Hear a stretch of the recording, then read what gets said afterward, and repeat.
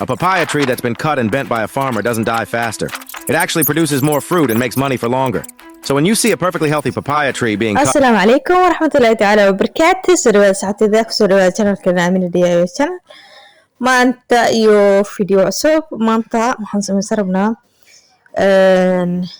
babay oo dheer ya oo miro naga haysta arabna ina miraha ka soo dhacsano hadda waxa waaye meeshana afaarina DIY-ga xirfadahina u soo kala baxsanay kadib aagan waxa waaye saddexle waan soo maxaa lahay jaranay kadibna musmaar ku kabinina soo jeedaan musmaarkaas alwaxas dheeraan haysana musmaarkana ku kabinina insha Allah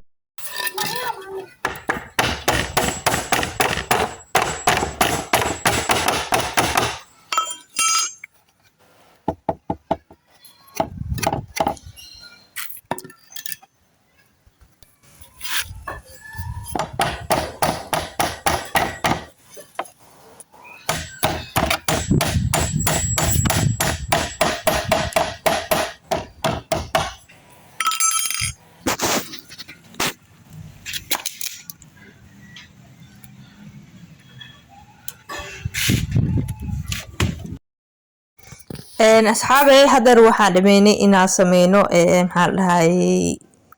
مسماركينا كبنا يا دميني كدب هذا الواحد أنت سكجرنا لبضاس فيختنا قريبني لأنه حرمنا إنه لبضاس فيختنا نجعابيو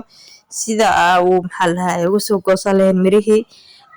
مرهنا مربنا إنه داوعنا جارو مرهنا نظيفة إنا مش كسور دنارنا بسم الله على بركة الله هذا الواقع صواب لوني سوجدان si xirfad leh oo waxaan ku dhahay nadiif loo soo goynaya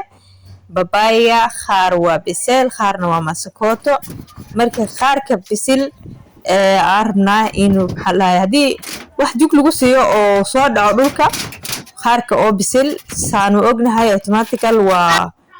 babaqa moogtay marka sidaas marabnaa inuu jugtanay gaar marabno inuu wax nooga halaa marabno سيد نظيف وترتيبه أو سوق سنينا سو جيدان هذا سبت قبله وصوب حاي وكاسة مركا هذا كاسة فيديو كان حواي وهو أنفعيا دتك جاجابن أو ويالو جدنا وحكي سارين هين حرفة هذا لسوق البحمس كهذا توجي وكاسة أنا باباينا وسوق سني كدي بصور خني من كسور خننا محلها مرة سوق خلتينا marada markii lagu qalajiyo ayrko